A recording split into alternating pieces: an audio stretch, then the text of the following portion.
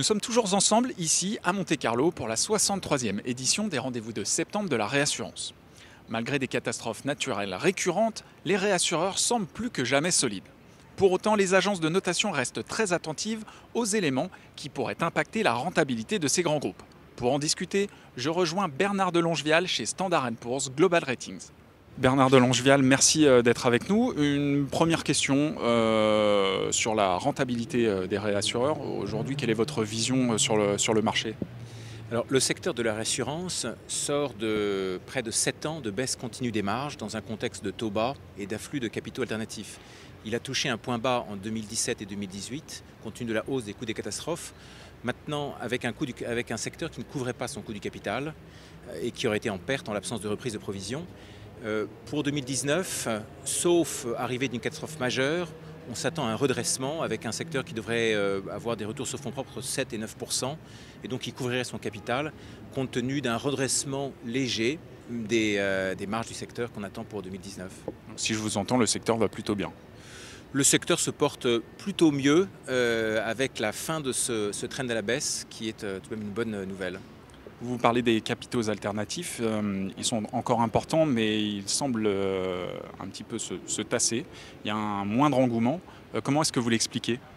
Effectivement, c'est un phénomène nouveau, puisque pour la première fois en 2019, par rapport à 2018, on voit un léger tassement des volumes de capitaux alternatifs disponibles. Alors ça s'explique par 3 raisons. Tout d'abord, le risque s'est matérialisé. Pendant 10 ans, les capitaux alternatifs ont eu des rendements positifs, sauf 2011 où c'était neutre, c'est à zéro. Et 2017, 2018 et le premier semestre 2019 ont été 2 ans et demi de rendement négatif pour les capitaux alternatifs, ce qui a tout simplement rendu les investisseurs un peu plus sélectifs. Le second phénomène est technique. Compte tenu des catastrophes passées, vous avez environ 15 milliards de capitaux qui restent bloqués comme collatéraux en attendant la fin des évaluations. Troisième phénomène, la hausse des taux américains, même si elle s'inverse maintenant, qui a pu décourager ou pousser certains investisseurs à rester sur le dollar. Maintenant, on pense que ces investisseurs sont là pour rester, connaissent le secteur et on pense, sauf catastrophe majeure, que le montant des capitaux alternatifs reprendra ce chemin de hausse dans les années à venir.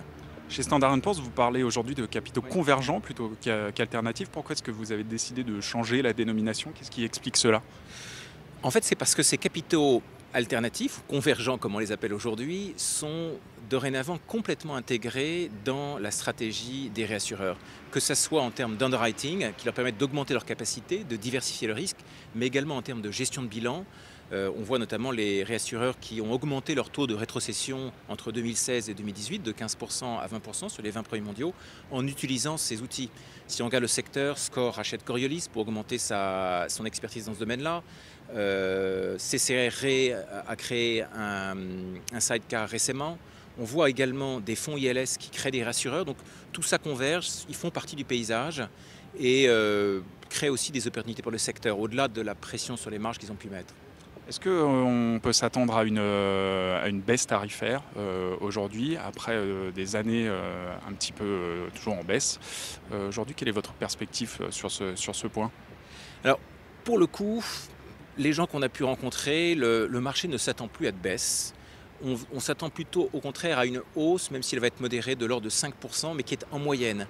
En fait, ce qu'on note, c'est que le marché est de plus en plus fragmenté, régionalisé, par traité, par classe de risque. Donc vous avez certains endroits comme la Floride, comme le Japon, les airlines, qui va voir des hausses parfois à 2 chiffres des tarifs.